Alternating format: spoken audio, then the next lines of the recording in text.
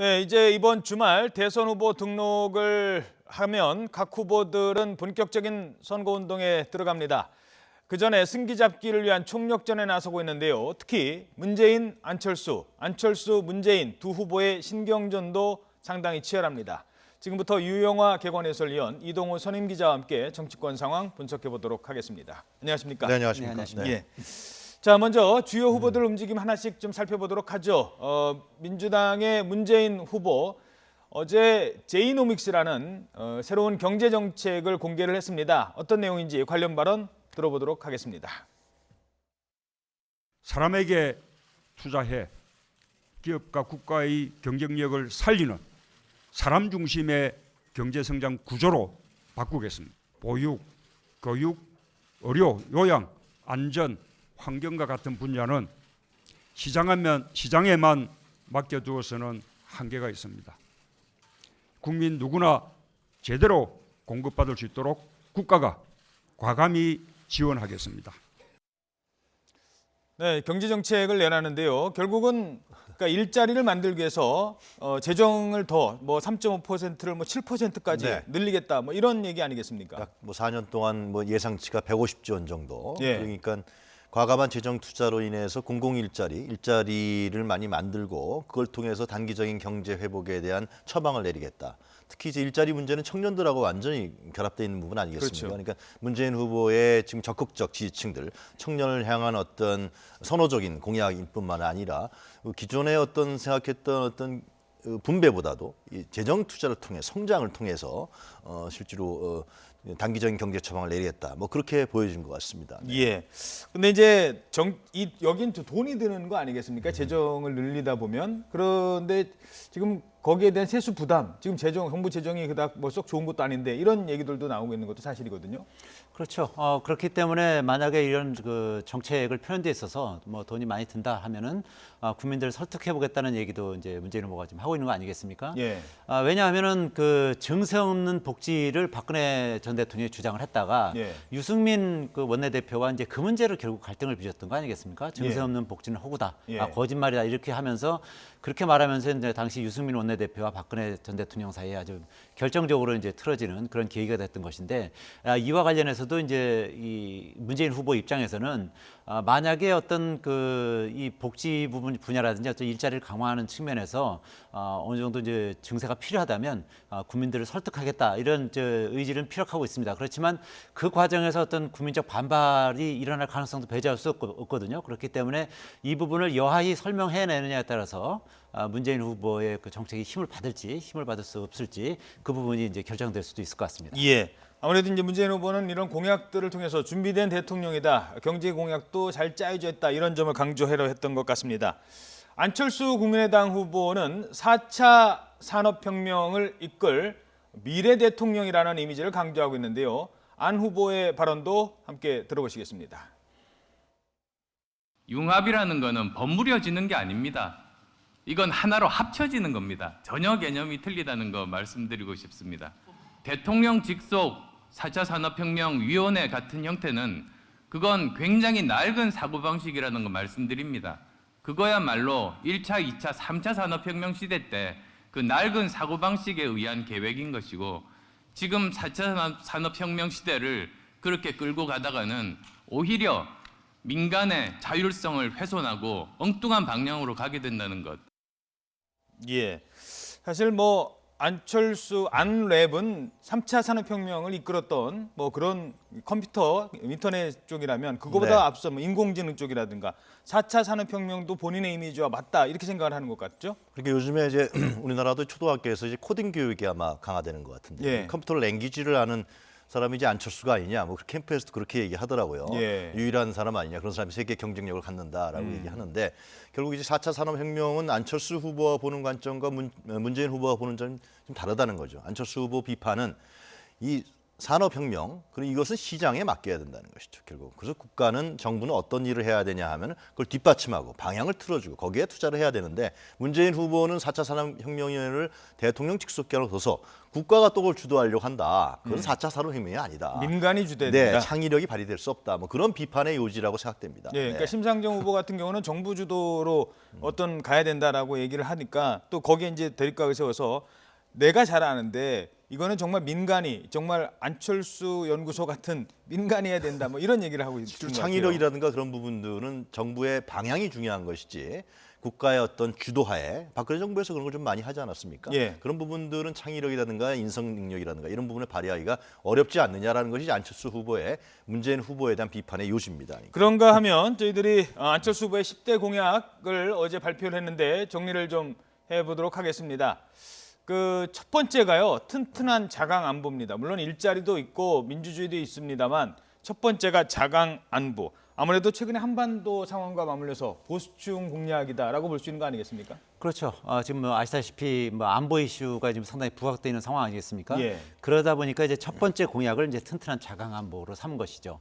실제로 지금 이제 자유한국당에서는 더불어민주당의 문재인 후보는 종북 좌파다라고 이제 주장을 하고 있고, 그리고 이 안철수 후보 같은 경우도 좌파 아류다라고 이렇게 지금 그 공격을 하고 있는 상황이기 때문에 지금 더군다나 이제 안보 이슈가 이렇게 부각되는 상황에서는 이 안보에 대한 어떤 그 확실한 이제 믿음을 주는 것이 상당히 중요하다, 아마 이런 판단을 한 것으로 보이고요. 예. 두 번째는 이제 좋은 성장, 좋은 일자리 이렇게 주장한 것은 아무래도 이제 안철수 후보 같은 경우는 이제 기업을 경영했다는 그런 입장이기 때문에 일자리 창출하는데 본인이 가장 적임자다, 이런 부분을 강조하기 위해서 이런 순서를 정해서 공약을 발표한 것으로 이렇게 풀이가 됩니다. 예. 자, 두 후보 사이에 이런 공약 전쟁, 공약 대결도 있습니다만 지금 후보가 떨어지면, 그러니까 이번에 대선에서 떨어지면 아예 정계에서 은퇴하겠다라는 얘기가 나오고 있는 분도 있고요. 그러기 전에 먼저 국회의원직에서 사퇴하겠다라고 얘기를 하는 분도 있습니다. 문재인 후보가 이번 대선에서 패하면 정계 은퇴하겠다, 이런 얘기를 또 얼마 전에 했었죠. 그러니까 의원직 사퇴를 카드를 들고 나오고 있어요. 아마 두 분 다 배수의 진을 치는 것 같습니다. 그러니까 그 안철수 후보는 지금 이제 어차피 양강 구도로 굳어져 있는 건 사실이니까요. 예. 문재인 후보의 차별성이 굉장히 중요하겠죠. 그러니까 지금 18대 지난 대선에서 문재인 후보가 의원직을 유지한 상태에서 대선에 출마했었습니다. 그런 점은 나는 아니다, 나는 과감하게 버린다, 그러면서 뭐 매진하겠다라는 것을 간접적으로, 직간접적으로 보여주는 효과를 노린다고 볼 수가 있겠죠. 그래서 저는 제 생각에는 아마 이제 얼마 안 남았습니다만 이러한 자기 기득권을 버리는 태도, 이런 어떤 언어라든가 행동, 이런 부분들이 아마 양 캠프 측에서 아마 상당히 경쟁적으로 나오지 않겠냐. 지금 뭐 박지원 대표가 상임위원장을 맡지 않았습니까? 선대위에. 예. 그 내부에서 논란도 있고 외부에서 보는 시선도 그렇게 매끄럽지는 않은 것 같은데, 아마 이런 예. 그 속에서 어떤 다른 카드들, 국민의당에서 다른 카드, 또 안철수 후보도 다른 카드, 문재인 후보도 아마 자기 기득권을 버리는 새로운 카드를 준비하고 있지 않을까, 그런 생각이 듭니다. 예. 어떻게 분석하십니까? 안철수 후보의 의원직 사퇴는. 글쎄요, 뭐 하여튼 그야말로 이제 배수의 진을 치고 모든 것을 걸겠다, 뭐 그런 의지라고 봐야겠죠. 더군다나 문재인 후보 같은 경우도 이번 대선에서 뭐 질 경우에는 정계 은퇴하겠다고 사실상 마찬가지로 이제 배수의 진을 친 거 아니겠습니까? 예. 그러니까 안철수 후보 입장에서는 그야말로 이제 국민에게 결기를 보여주는 뭐 그런 차원에서 의원직 사퇴를 결정하는 것으로 풀이가 됩니다. 자, 그런데 여기서 하나하나 좀 더 짚어보도록 할 점이요. 의원직 사퇴 그리고 이 정계 은퇴라는 게 상대에서는 이렇게 이야기합니다. 상대 진영에서는. 그러니까 문재인 후보가 정계 은퇴하겠다니까 국민의당에서는 지난번에도 정계 은퇴한다고 하시지 않았습니까? 근데 정계 은퇴 안 했잖아요. 이번에는 약속 지킬 겁니까? 이런 왜 그 약속을 그때는 지키지 못했느냐, 이런 비판을 하고 있는 것 같아요. 지난 총선에서 이제 호남에서 인정하지 못하면 정계 은퇴하겠다, 그런 문재인 후보가 발언을 했었죠, 당시에. 그 점을 들어서 당신이 정계 은퇴하겠다, 정치를 그만두겠다라는 발언은 또다시 국민들을 이제 현혹시키는 거 아니냐. 그건 정치인이라는 것은 가봐야 하는 것이지, 기존 관례에서 그러고 그런 측면들이 이제 강조하는 것이죠. 그리고 또 이제 민주당 쪽에서는 안철수 후보한테 아니 그 후보 사퇴하려면 좀 진작해서 네. 보궐선거도 같이 하지. 이제 바로 이제 그 부분이거든요. 예. 그러니까 이렇게 되니까 또 안철수 의원직 사퇴는 왜 그 1년간 그러면 당분간 공백해야 되고 무슨 의원이 대통령 가기 위한 중간 디딤돌이었느냐, 이런 얘기도 좀 나오고 있거든요. 뭐 그런 뭐 비판도 있을 수 있습니다만 어쨌든 그 대통령을 출마하는 사람이 의원직까지 같이 가져가면서 하는 것은 좀 안 맞지 않는다. 뭐 그런 판단을 한 것으로 보이고요. 예. 뭐 아시다시피 좀 뭐 지사라든지 뭐 공무원들 같은 경우는 또 자기 직을 내놓고 출마해야 되는 거 아니겠습니까? 예. 이제 그런 어떤 형평성 차원에서 의원직을 이제 사퇴하고 대선에 이제 출마하는 건데 뭐 지금 말씀하신 이제 그런 비판도 충분히 가능은 하겠죠. 예. 자, 뭐 자기의 직을 내려놓는 게 사실 당연한 거죠, 어쩌면. 근데 조금 늦게 내려오신 분이 한 분 더 있죠. 홍준표 자유한국당 후보인데요. 뭐 그 얘기는 하지 않겠습니다. 이미 뭐 지난 얘기 더 짚지는 않겠습니다. 이번에는 안보 얘기를 계속 목소리를 높이고 있는데요. 이제는 안보 대선이다라고 홍준표 후보가 얘기하고 있습니다. 그 얘기 들어보시죠.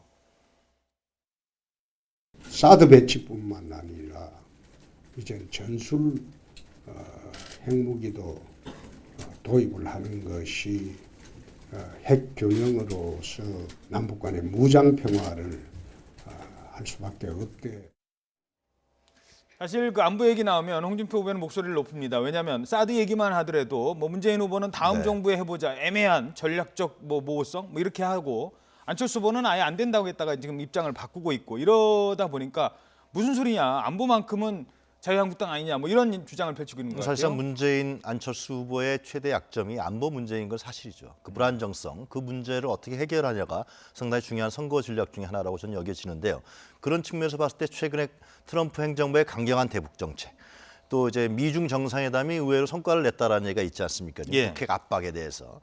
그렇기 때문에 사실 동아시아를 중심으로 한 한반도 정세는 보수 정치 세력에게 유리한 환경으로 조성하고 있는 건 사실입니다. 예.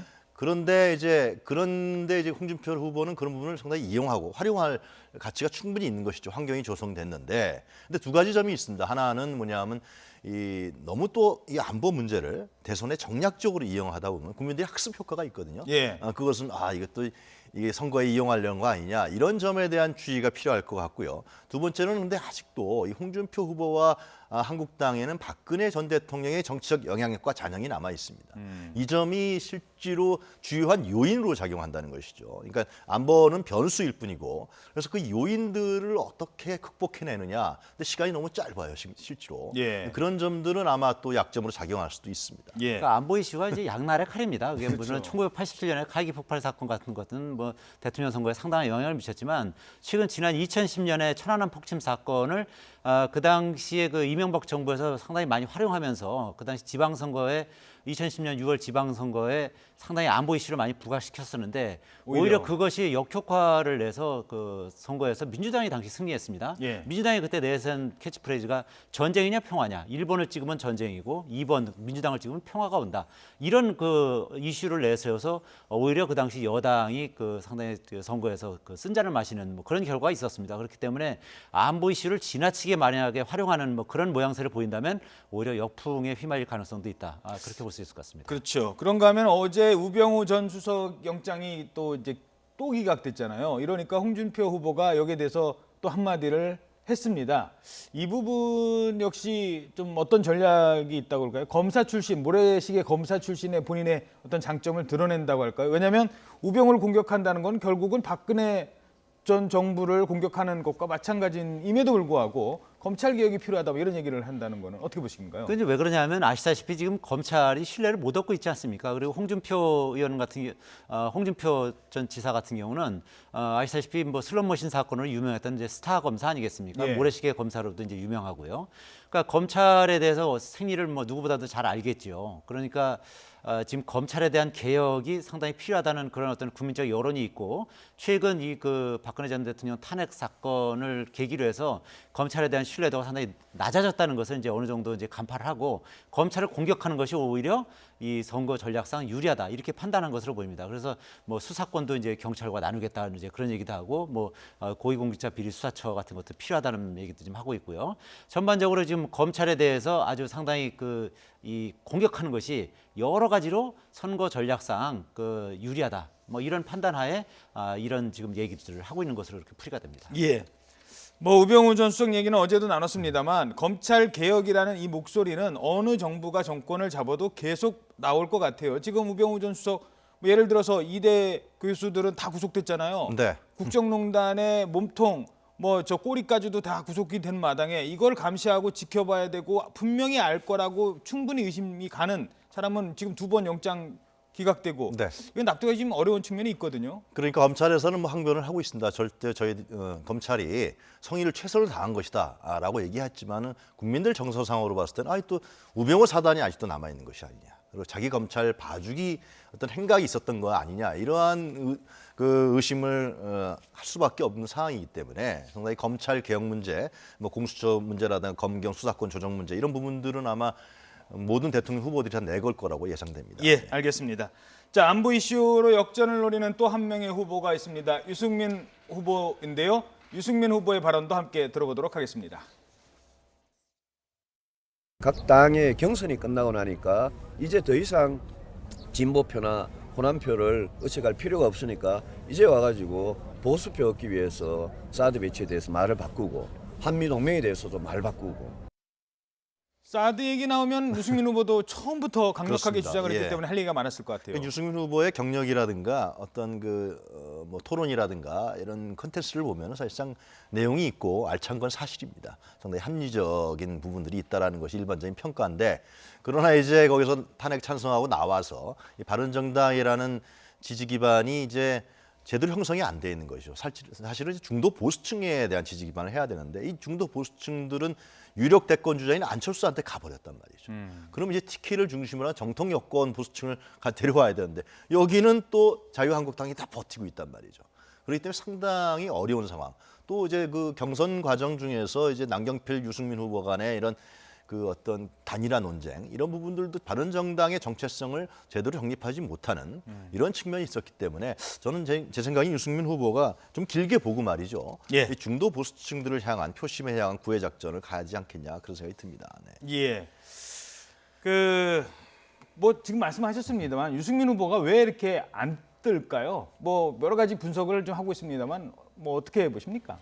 뭐 제일 큰 거는 우선 기본적으로 자기 지역 그 기반인 대구 경북 지역에서 지지율이 뭐 워낙 낮은 것이 뭐 가장 큰 타격이겠죠. 그것은 아무래도 뭐 아시다시피 그 박근혜 전 대통령과의 갈등을 빚으면서 그 대구 경북 지역에서 어떤 배신자 이미지를 가지고 있는 것이 상당히 큰 타격이고 이제 본인은 상당히 억울하겠죠. 그러면 정의를 위해서 그리고 국가 발전을 위해서 사실은 박근혜 전 대통령과 결별하는 것인데 예. 그런 부분이 이제 대구 경북 지역에서 제대로 인정을 못 받으니까 이제 그런 부분에 있어서는 야속한 부분이 있겠습니다만 엄연히 뭐 그런 부분도 민심은 민심이니까 그렇죠. 뭐 수용할 수밖에 없는 것이겠죠. 재보궐선거에서도 어제 또 그게 좀 일부 나타났고요. 그렇습니다. 이제 그 상주 군위 의성 청송 재보선에서 김재원 의원이 당선됐습니다만 거기서 그 바른정당 후보는 뭐 5% 정도 득표율을 줬거든요. 그렇죠. 50대 5% 이거는 그러니까 정말 뭐 크거든요. 상당히 큰 차이고 실제로 뭐 유승민 의원 같은 경우는 이제 대구 경북 지역에서 지지율이 상당히 낮은 편이거든요. 그렇기 때문에 그런 어떤 대구 경북 지역의 정서를 극복해내지 못할 경우에는 예. 활로를 모색하기 어렵지 않을까 이렇게 예상이 됩니다. 알겠습니다.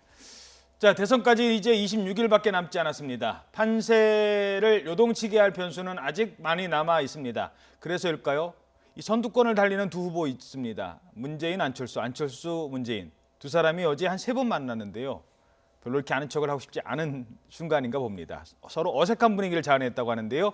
네, 한 30초만 드려야 될 것 같은데요. 저 표정 관리, 이 이른바 이제 포커페이스도 중요한데 아직 그게 익숙하지 않아서 그럴까요? 그런 게 지금 드러나진 않은 것 이제 같습니다. 오늘 밤부터 TV 토론회가 열리지 않습니까? 예. TV 토론회는 제가 생각에 정책도 중요하지만은 이미지 전달이 그렇죠. 중요하거든요.